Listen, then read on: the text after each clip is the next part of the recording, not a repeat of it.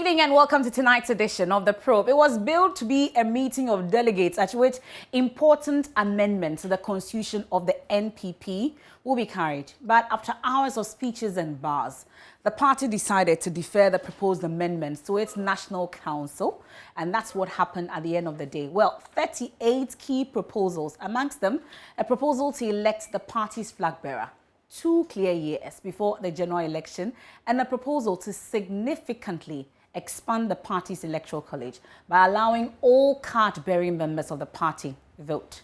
The race for who leads the party to the 2024 election was also in full swing, although subtle.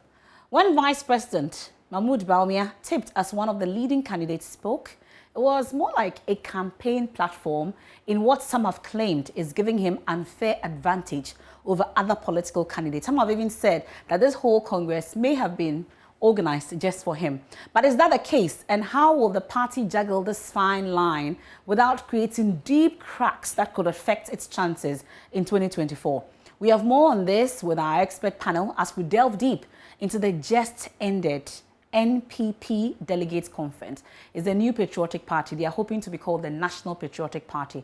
So we'll talk about that conference and more live here on the Joy News channel, also on Joy 99.7 FM. We're on myjoyonline.com, Love FM in Kumasi, and over a dozen affiliates across Ghana's 16 regions. In fact, over 30 of them. We're streaming live on Facebook, on YouTube. We're on DSTV channel 421, GoTV 144. I am Emefa Apau, and this is The Probe. Welcome. We're right back. What's up, guys? My name is Sammy Forson, host of the Weekend City Show and Ignition right here on Joy 99.7 FM. Well, anytime you happen to be busy and you miss out on your favorite shows right here on Joy FM, here's what you can do. Log on to myjoyonline.com/podcast. Just go on there and you'll find all your shows on demand 24/7. There you can catch up. Remember, Joy FM remains your radio for discerning listeners. Joy 99.7. Welcome back to tonight's edition of The Probe. It's our special coverage of the NPP Delegates Conference, and this is your election headquarters. We've been with you throughout the day when this conference started this morning at 8 all the way till now. And of course, this is your election headquarters, and it's a good time for you to send your contributions and your comments as well. We're on Facebook. You can leave them there on all our social media platforms. Tonight, my guest to take a look at the deferment of these proposals and a holistic look at the NPP's Delegates Conference that was held in Kumasi today in Kumasi. And I have joining me via phone. I was hoping I could get someone keep me company in the studio, but unfortunately they are all joining me via Zoom and via phone, even better. I have Alexander Afenyo-Marking. He's the Deputy Majority Leader. He also chaired the NPP's Constitutional Committee, taking a look at all the proposals that were received. Thank you very much for your time. I know it's been hectic for you. I also have Sampang. He's the mayor of the Kumasi Metropolis. He hosted this whole conference. We'll talk more about its preparations and up until today. We also have Dr. Ali Dusadu. He's a senior political science lecturer at University of Ghana, joining me as well. And of course, my colleague Elting Boakye. He's a senior political correspondent, also our presidential affairs correspondent, joining us on the line. He's been covering this together with Erastus Asare, Don Prince Apia, and Anaya Ojima for us in Kumasi. Give us all the details, all the perspective. Thank you very much, gentlemen, for joining us here on The Probe tonight. Good evening. I think I can hear. Thank you for having me on your program. It's a pleasure. Thank you very much, Mr. Afenyo-Marking. We have Mr. Sampine. Good evening. Good evening. Thank you very much. Dr. Ali Dusadu, we've been with you all day. Can you hear me? Yeah, I can hear you. Good evening. Wonderful to have you via Zoom. How about you, Elton? I can hear you fine. Good evening. Wonderful. Thank you very much, gentlemen. It's a good time to start with the chairman of the Constitutional Committee of the NPP, at least, for which reason most of us were hoping that what he found out would have been, either, accepted by conference today, but that did not happen. Mr. Afenyo-Marking, let's first start with the work that you did. We know that at some point we were told 91 proposals, whittled down to 38. Let's talk about the work you did overall. How was it? How did it go, you would say?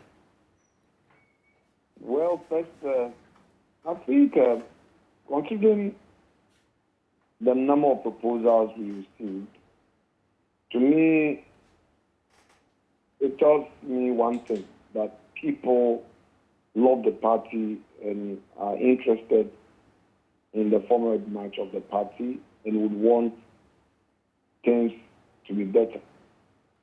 So it didn't come as a surprise when we received a lot of proposals.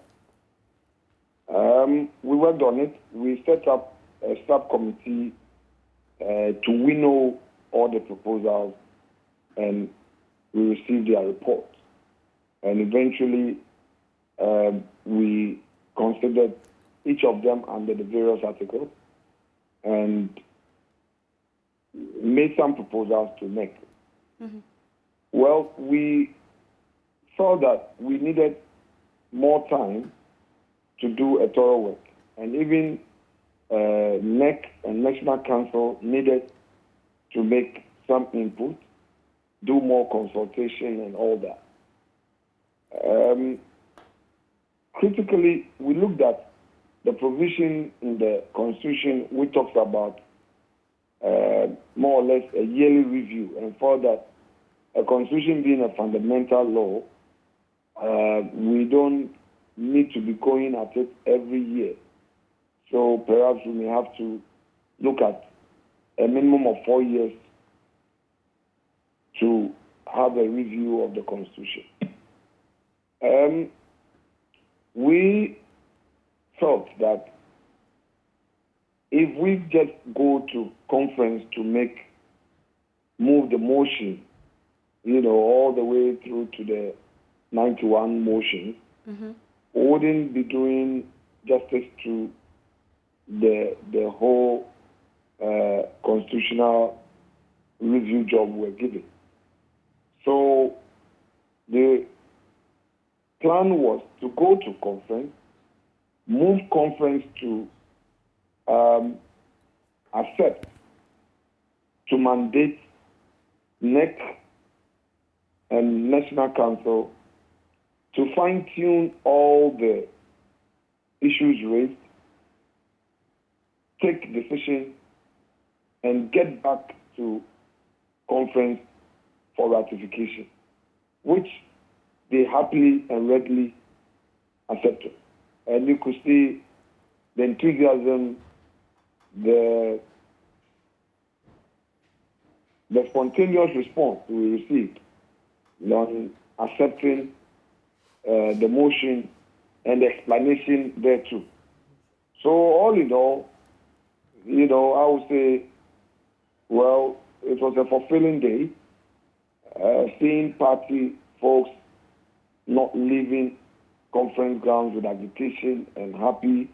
And as chair of the committee, when we even finished and people coming to talk to you, they were full of joy that, okay, we think this is the best way to look at it. And let me also state for the record that everything that was done was so done in a very transparent manner. For instance, all the proposals were compiled. Not a single one was left out, and circulated to all the 275 constituencies. Again, when we finished our work, our report, the motion, were all sent out to every constituency. So there were no surprises. The constituencies had the opportunity of looking at everything. Okay, but is it the norm that once that motion was moved, then it will be deferred rather to the National Council than conference, upholding it or approving it for that matter? Because at least from the preparations, that's what we're expecting, that today, conference, we're going to adopt these proposals or otherwise. Well, MFA, a serious democracy that seeks to meet the aspirations of its people must be properly guided. And democracy is guided through institutional pillars within its setup. Therefore, conference being the highest decision-making body, has structures that report to it. So you have the National Council, you have the NEC, you have the steering committee. So conference can decide to refer a matter to council and NEC to deliberate and report for ratification. And this is nothing strange. It is their mandate as conference that they are given to a recognized organ of the party to deliberate upon. So it's like a body corporate which has its executive committee or the management, the board mandating management to proceed on certain matters and report to it for ratification or report to it so that it can adopt those decisions taken by management. And then, of course, eventually it going to the AGM for further vote. So if you ask me this, I would simply say that it was in order. Conference wanted a well-guided proposal. Conference wanted thorough work to be done. Mm-hmm. Don't forget that at conference, we don't do deliberation. It's the motions that are moved. And then the usual plenary responses are either yes or nay. And it's akin to what we even do in Parliament. We do committee work where the thorough work is done, and then we come to the plenary where you hear the usual chorus. But the real work is done at committee. Therefore, conference thought it wise to get National Council and NEC to deal with all the issues and report back to it at the next conference for ratification. Okay, well, let me bring in Mr. Sampine also, because you've just mentioned that, of course, everybody was in the know in terms of the proposals that were put forward ahead of the conference today. And I know that yesterday there was some sort of work also that was done. Mr. Sampine, you hosted this whole conference, but first I would want to find out from you a number of proposals, at least. We're told down to 38 that we're told about. Popular is the one about the presidential election, amongst others. I'd want to find out from you which one of them was of interest to you when it comes to the number of proposals people are asking that you make or you amend your constitution. Yeah, hello, MFA. Yes, Mr. Pine. Yeah,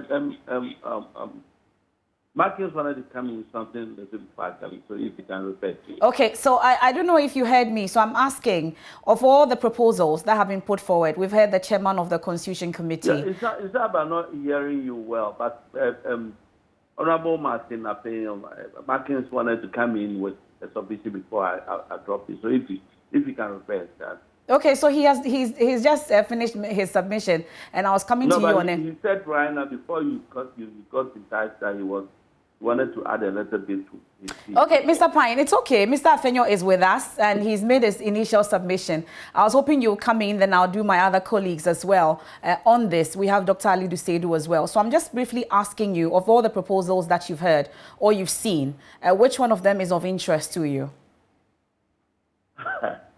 Yeah, definitely you talk about the proposals, lots of them. What of interest to me was that of looking at what the conditionalities and the position of the deputy regional secretary as per our constitution and what pertains to the general secretary as appointed. I believe that is very important. And also on the point of appointment in the research and elections and communication and all that, these are process or proposals that I believe we should all look at it and discussed well. Okay, well, but today, I know that this conference was more like in your bosom, more like organized by you amongst others. Many people were expecting that we would have been able to see the, adoption or otherwise of these proposals and amendments as put forward by the Constitution Committee. That did not happen. We've had some explanation from Mr. Afenyo-Marking, but largely, how would you say organization of these conference went?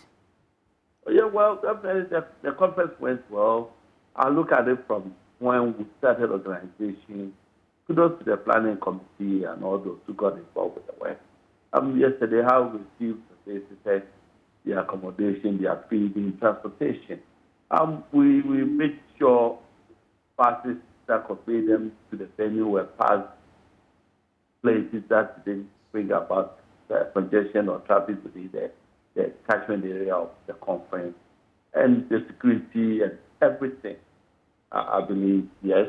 The environment, the place that we had it, a thumbs up to them for not to be using the inner perimeters of the stadium for obvious reasons, and the area places coupled with what we expected to do with the protocols of COVID, and therefore, I believe we had a very nice, successful, well-organized conference.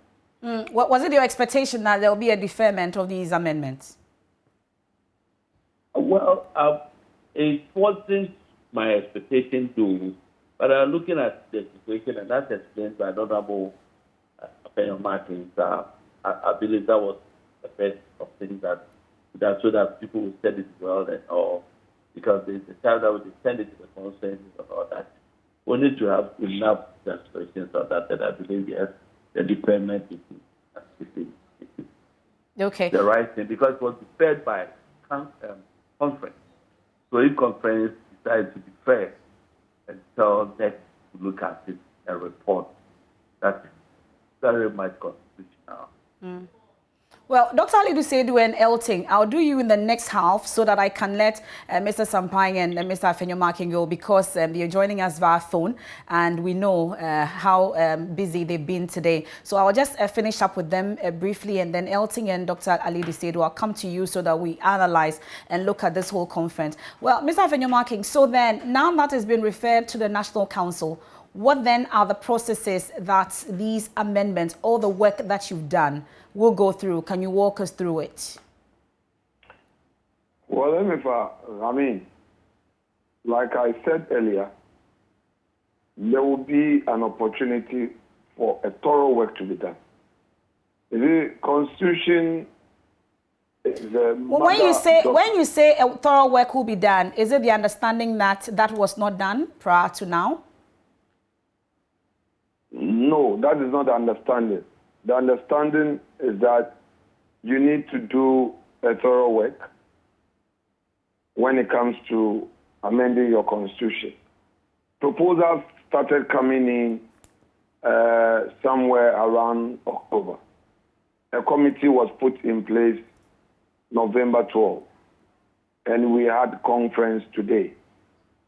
Looking at the magnitude of work to be done and all those consultations that would have to be done, merely receiving a proposal would not be enough to forward to conference for adoption. No. You need to do a thorough work, and that is what it is. You had earlier indicated that the committee had adopted 38 out of the lot. I don't think that is accurate. Okay. Yes, the proposals we received were 99. In fact, we winnowed, let me put it properly in parliamentary language, we winnowed 99, and we reduced them into 91 motions. Right. And we had our recommendation. There were some that, as a committee, we rejected them outright. There were some that we recommended. How many of them did you reject outright as a committee? Well, I'm unable to give you that breakdown for now. Okay. But I believe that once the document gets to NEC. Now that conference has mandated NEC and National Council to deliberate on these proposals and come out with a decision. So how many proposals will the National Council be looking at the final count? 91. 91, not 38. Yes, not 38. No, please. Okay, please go ahead. Yes. So it will be an opportunity for the party to deal with it and take a decision whether certain proposals must necessarily form part of the amendment. Now, for want of a better word, perhaps, I wouldn't want us to say conference deferred a decision. No decision was deferred. Nothing was deferred. A decision was taken. A decision was taken.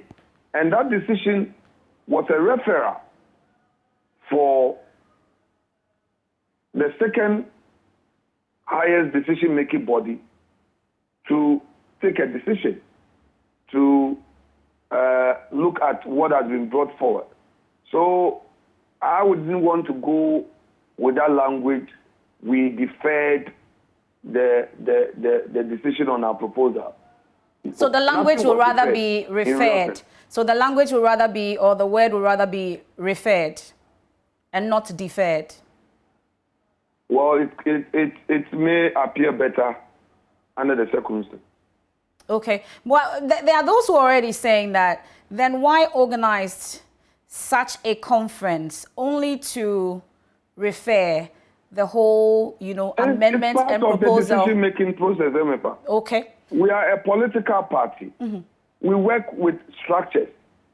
And like I said earlier, you merely don't go and say, as many as are in favor, say aye, or say yeah. As many as are against, say nay. Before you reach that level, you will have to make sure that you have done a thorough work. Okay. And as a committee, we provided, we gave an explanation as to the way to go. We gave direction to conference. And at the end of that, a motion was moved, put to conference that, look, considering the following circumstances, what is your pleasure? And the pleasure of conference was, okay, these things that have been put together, which we have been given due notice, mm-hmm. should go back to the second highest decision-making body. And this is not the first time, by the way. We have precedents in this, where National Council takes decision and same goes to conference for ratification. The good thing is that this time, it is conference itself that is giving express mandate to National Council that do this on our behalf and come and report. Okay. Okay. So our going to Kumasi was necessary. I mean, we went to fraternize. I mean, the various constituencies had the opportunity to go through the proposals received from all over our overseas branches, various constituencies, various organs of the party. Council of Elders brought proposals. Former MPs brought proposals. Former municipal chief executive brought proposals. So will it then be wrong for anyone? So it will be wrong actually for anyone to say that the party just met for the pomp and pageantry for the party and then maybe to favor one presidential candidate over the other. I've heard people say that this was actually just to favor Vice President Dr. Bawumia. MFA. Those people, I'm sure, are not part of our party. And those people, I'm sure, did not pay attention to what happened in Kumasi. And don't also get it wrong. We did not meet in Kumasi to do constitutional amendment. No. constitutional amendment is part of an imperative in the Constitution that every year when we meet and there's an opportunity, we should amend. So that is why members wait to come up with proposals at a certain time. There's a certain period that they serve notice that if you have proposals, there is notice of conference. So bring it up. But there was annual report from Treasurer, annual report from General Secretary, report from the Chairman, various activities that took place within the year were reported. In government, what we have done so far after election, all these things were reported on. So it was not a one-item meeting that we had an addendum, which addendum was constitutional review. No, that was not why we went to Kumasi. So for those people who may want to criticize or say things here and there, they've completely gotten it wrong. I mean, you say somebody, they favored a presidential candidate, you know, and all that. We have not opened nomination. And you remember that before conference, NEC issued a caveat that there should be no party candidate billboard or pictures and all that. And today, I saw the discipline in the party. Not a single one of it. Well, you may not have seen paraphernalia, but at least we all saw what happened with when the vice president was about to speak. We all saw what happened. I'm sure you were there. We did not see the paraphernalia, but we saw the open support. Yes, sir. The vice president of the Republic of Ghana is a member of the party. When I was there, I got to the conference grounds. My constituency officers came to me and embraced me. Friends that I know, student leaders embraced me. Even me, at my small level, they came to embrace me. Various polling station executives, who to me, and other regional chairpersons. The president himself, when he arrived, was well received. Why would you want to single out the reception received by the vice president to mean something else? I'm sorry. I mean, that would be quite unfair. But it's a political party meeting. Okay. People express affection. Don't forget that since 2020 election, this is the first time we are meeting to fraternize. As a party, we are seeing each other in such a mood. And people were happy seeing people physically for the first time after almost a year. You know, you see people on TV. Now you have opportunity of seeing, Vice President Bawumia, the man leading the digitalization drive of the government, the head of economic management team. So if party folks, and in fact, the man is doing well for government. I mean, Okay. By far, he's one such proactive vice president we have had in our Fourth Republic history. You are sounding like you're throwing your support for him. Is that the case? No, Emefa, you don't put words in my mouth. I was only asking, we haven't opened nomination yet. Okay. I am saying that the party people appreciate Dr. Bawumia.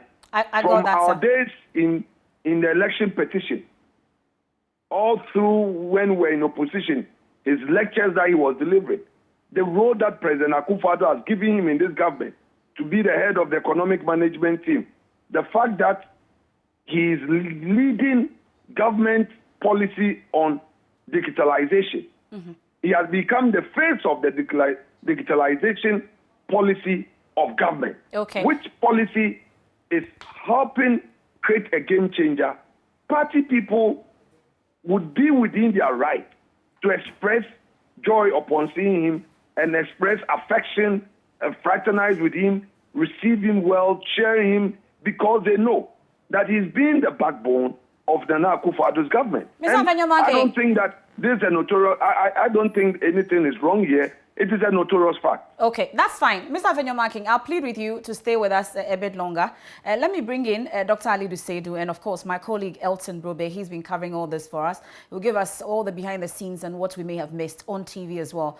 Dr. Ali Dusadu, you have been also monitoring events today from the speeches and everything. We're hoping that some the amendments would have been, adopted, but we've been told that there was a decision.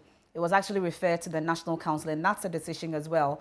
From your monitoring of today's whole event and listening to Mr. Afenyomarkin, what then will be your take on everything you saw today?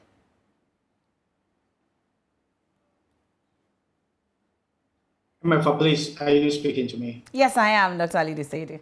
I was asking your entire take on today. Mm-hmm. Okay, thank you so much. I've listened to Honorable Afenyomarkin and his submission. I agree that a constitution of a party or an institution is one of the most important documents. And amending those documents require careful retrospection and consideration. I also agree that the party had a lot of proposals. I listened to the General Secretary this afternoon, and he said they had almost 120. And the 120 were, how am I going to say it, reduced to, or reduced to 91 of them for consideration. So if you have 91 proposals within this short period of time to consider, it may be very difficult to do that. However, my problem has to do, okay, before even that, Honorable Afenyomarkin also made the submission that it is legal for a conference to refer issues of this kind to NEC and then the National Council.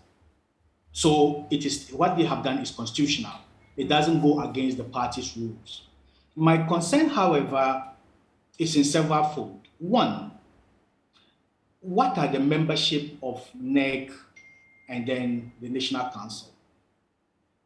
In every election process, the process, I disagree with Honorable Afenyomarkin when he said they haven't opened nominations yet. The processes to electing who leads the party started even way back. So all these things is part of the process, right? I'm not sure of the membership of NEC and then the National Council, and whether all the candidates that have expressed interest to lead the party will have equal representation at both NEC and the National Council. And whether the decisions, the kind of stock taking and reviewing and careful consideration will be done to favor them or will be done to favor any other candidate that they wish. That's my first concern. So will the membership of NEC and National Council will have been the same as the membership of our conference? And with the decision that they will have taken today at conference will have been the same that NEC and National Council will consider. That is one. But two, representation. Even if you know the membership, how many of them will support maybe Alan's interests? How many of them will support maybe Jogate's interests? How many of them will support maybe the vice president's interests? How many of them will support maybe Afri Yakuto's interests? It is very difficult to tell. And you know that in internal party competitions like this, a lot of people have already made up their mind. Most of the members who are going to vote, most of the leading party members who sit at NEC and National Council, already they might not show it openly, but deep down their heart, they know maybe who they want to consider. And some of these proposals, to some extent, will inure to the benefit of other candidates compared to some of the rest.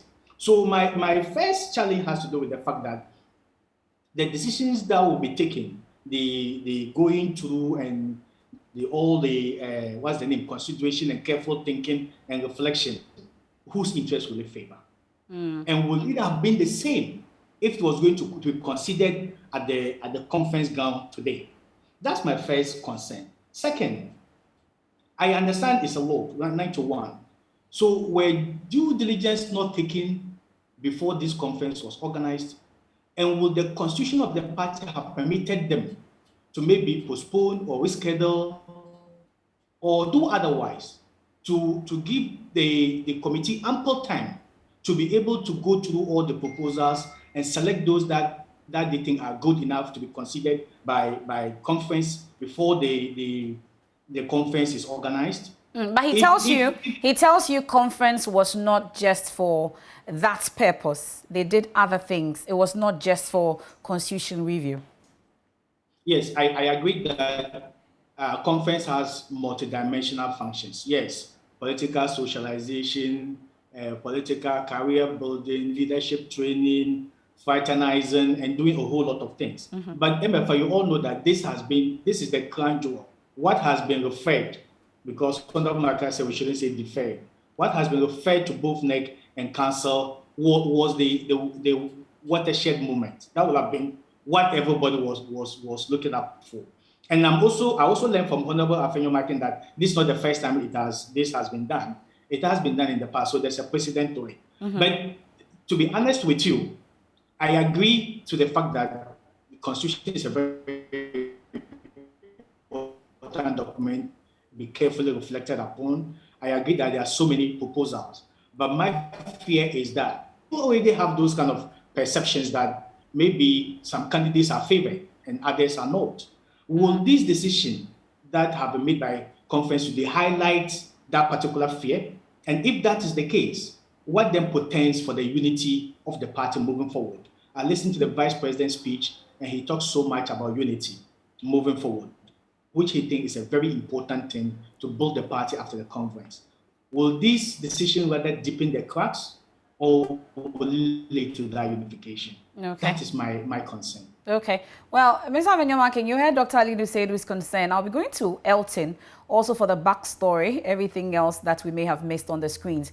I'm sure you heard Dr. Ali Dusadu. Mr. Afenyo-Markin, are there any responses you want to give to the key concerns that he raises? React to a few things. Please do. Well, I may also disagree with him on the very point he disagrees with. You see, first of all, you must acknowledge the fact that our party has constitutional structures, decision-making level. The fact that conference refers a matter to National Council to deliberate upon and come back for ratification would not or does not necessarily mean that there would be some level of prejudice because somebody has his rep there, somebody may not have his rep there, or that immediately the referral is made, there would be no point in getting a fair judgment on the matter. That is completely wrong if that is a suggestion you want to put across. There is precedent on this matter. And I'm saying that when National Council adopts what it has to adopt and it goes back to conference can act within its bona fide to disagree and reject. So the doors are not shut. And bear in mind that in all of these processes, there will be transparency. There will be new notice. I've already explained to you that when the proposals were brought and the General Secretary received state, all were circulated to all constituencies. When we were done with our report, same was circulated to all constituencies.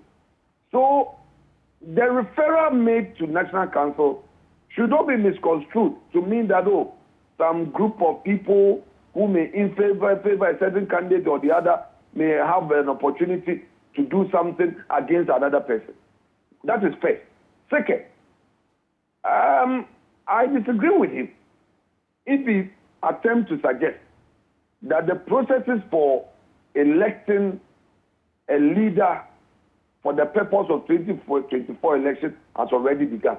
I strongly disagree with him. The party has not, and I repeat, has not open nomination for constituency, regional, or national elections. Then why did the party have cause to ask people to pull down billboards, amongst others, prior to the conference?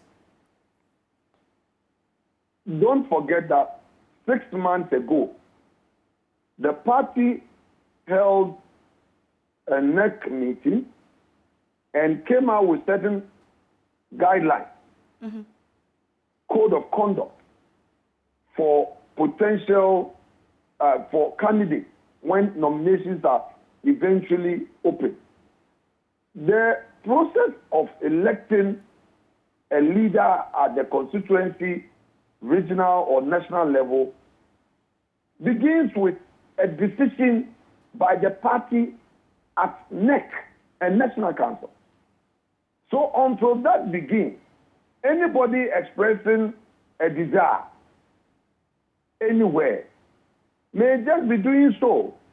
But the party has also said that these are the do's and don'ts. Don't, because we've not opened nominations. So that is why I'm saying that it would be wrong to create a certain impression that, oh, the process has already started. It has not started. Okay. It has not. Other than that, there will be chaos. Other than that, look, we cannot move a step in the party. That's why there are timelines. That is why if you look at the Constitution, it's talking about when we are in government, electing a flag bearer at least 11 months. 11 months to the general election. Some people are saying that, oh, we should do 24 months. Some people are saying 18 months. Talking to lawyers, they will say that, oh, if it is at least 11 months, it means that you can do it earlier.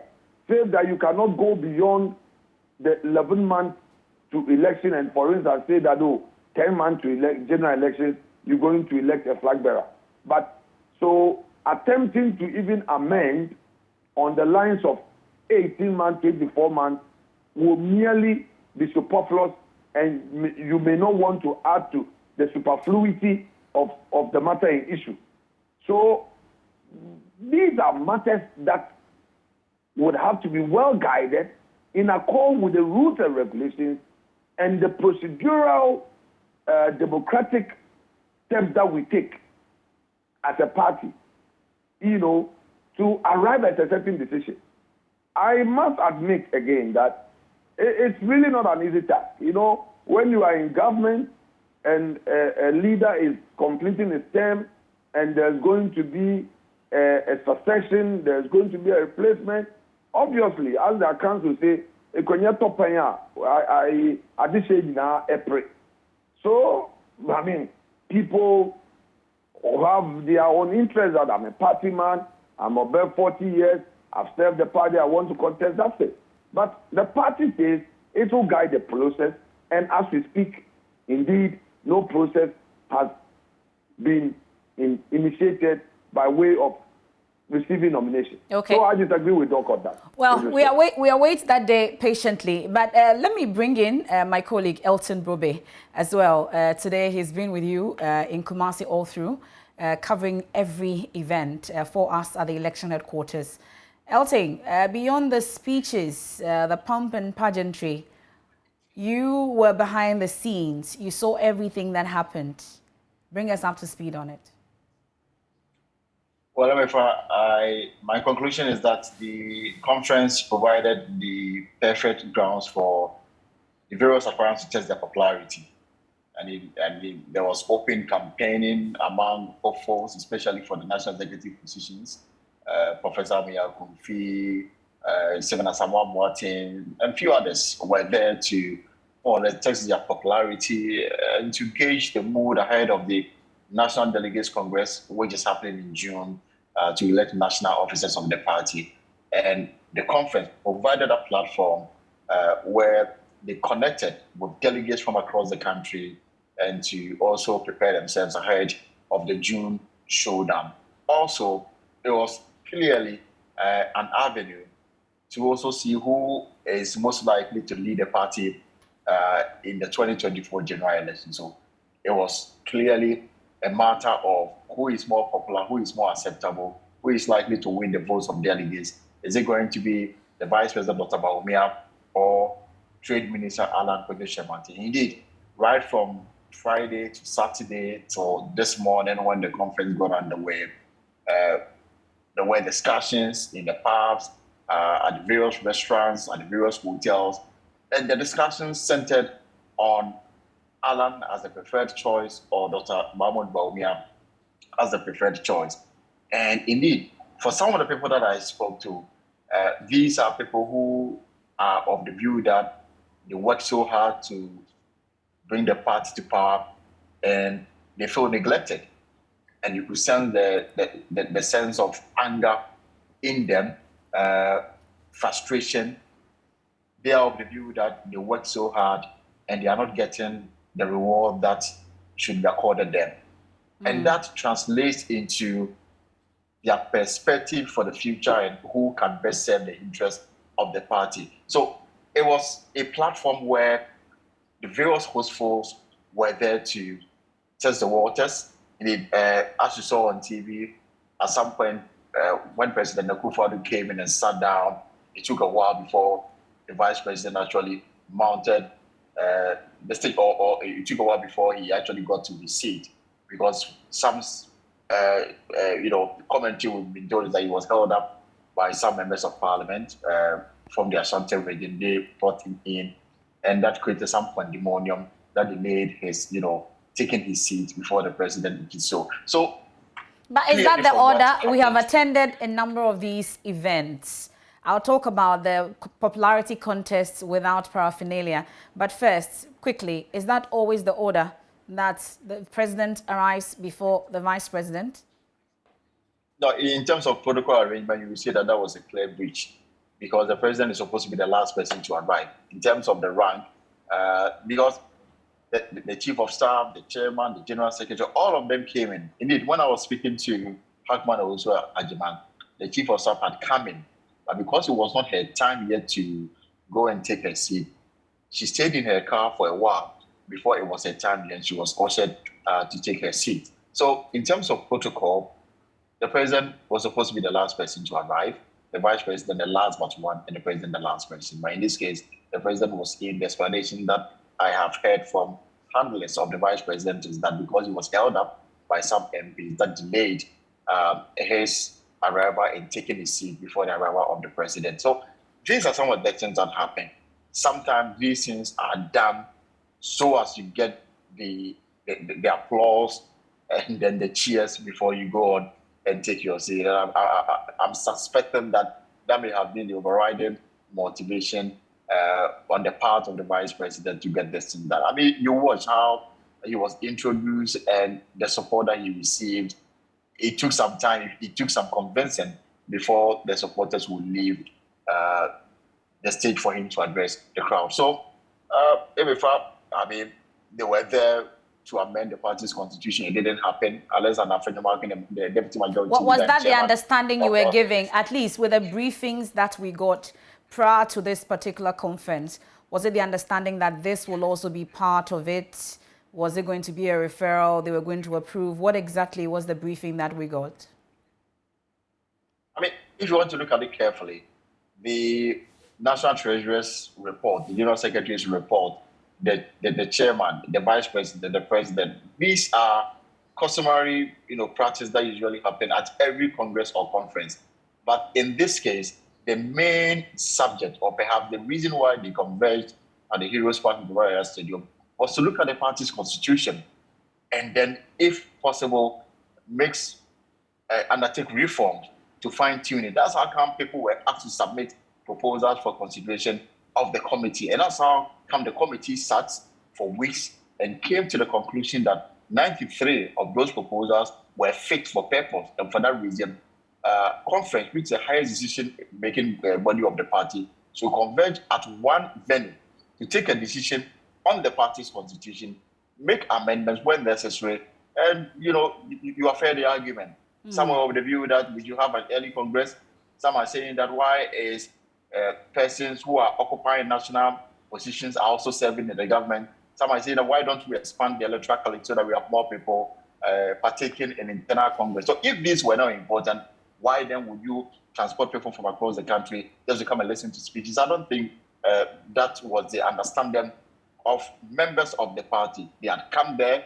Indeed, the proposed amendment had been beautifully prepared in a brochure, given to all of them to study and make their contribution when it was time for them to either reject or accept the proposed amendment. So for me, the speeches is customary. The reason for the conference was to look at the constitution and look at ways to make it better. Okay. But they failed to achieve that. I'll go to Mr. Afenyo-Markin to finally wrap this all up nicely. But you were talking about a popularity contest earlier, Elting.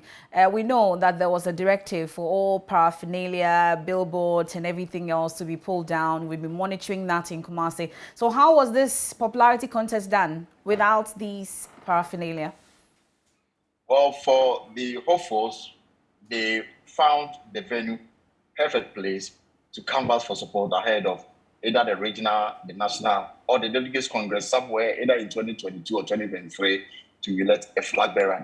Their handlers were seen all over, convincing the delegates to look at this person or that person when it comes to voting. But I can tell you for sure that it was clearly an avenue to look at who is more capable, who is more popular, who is more of the choice of the people to be the MPP in the 2024. And on the grounds, the discussions were divided between Alan Chemanten and the Vice President, Dr. Mahmoud Baumia. Well, but I'm sure you've been interacting with the various camps as well after what we saw in terms of the huge support and, for Dr. Mahmoud Baumia, amongst others. How did some of them take this? Did they say anything about it? How did their camps react to it?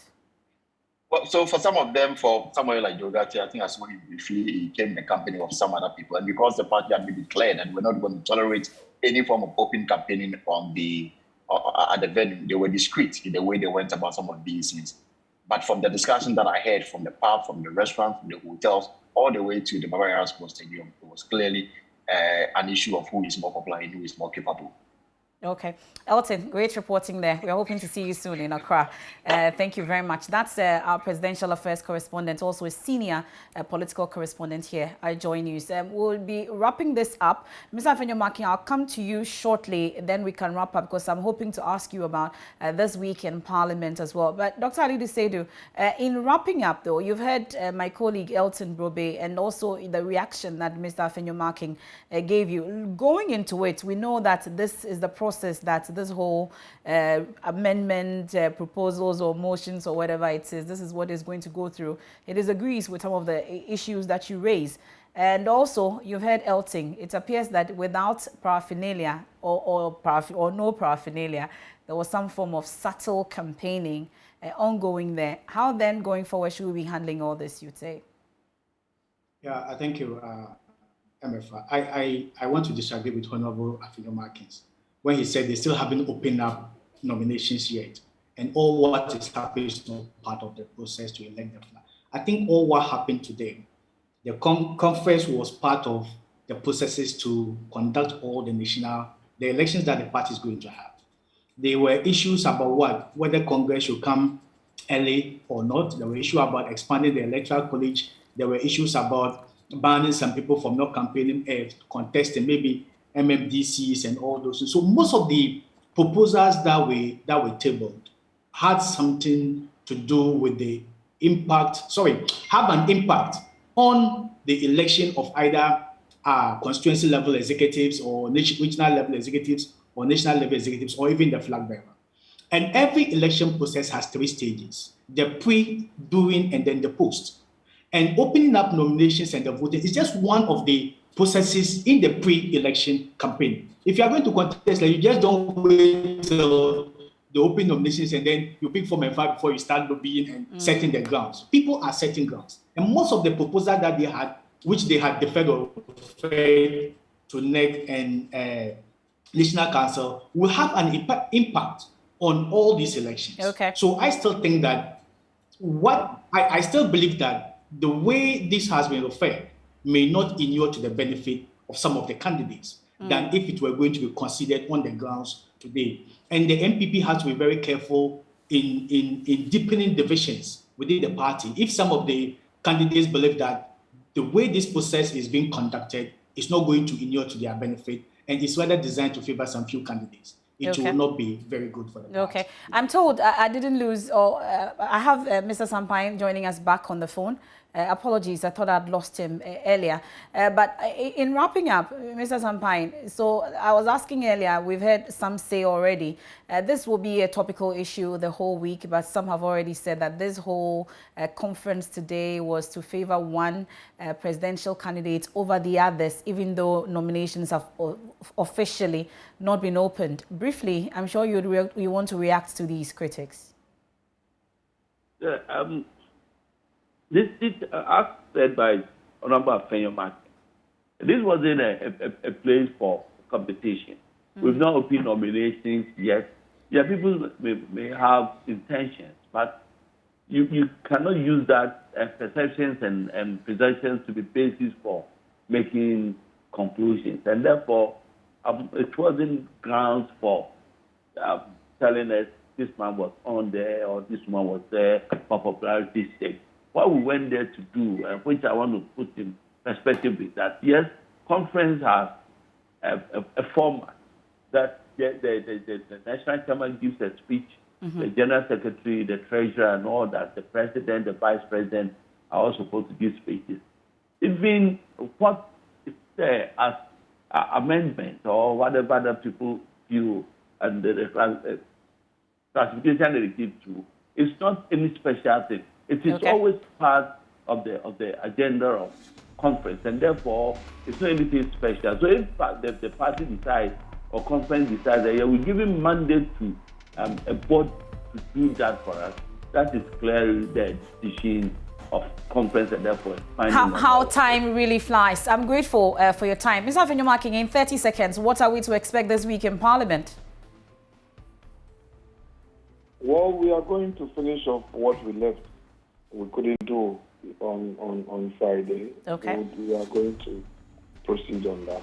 Okay. But let me conclude by saying that the essence of today's meeting was not about constitutional amendment.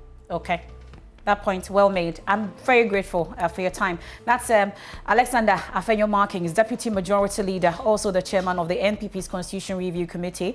I also had Mr. Sampine, he's a Kumasi Mayor. We also had Dr. Ali Dusadu, Senior Political Science Lecturer, University of Ghana. And of course, Elting Boakye is a Senior Political Correspondent and Presidential Affairs. On behalf of the entire team, many thanks for your company. This is your election headquarters. A Walk with Jesus is up next for our radio audience. I am MFA Apau. Thanks for your company.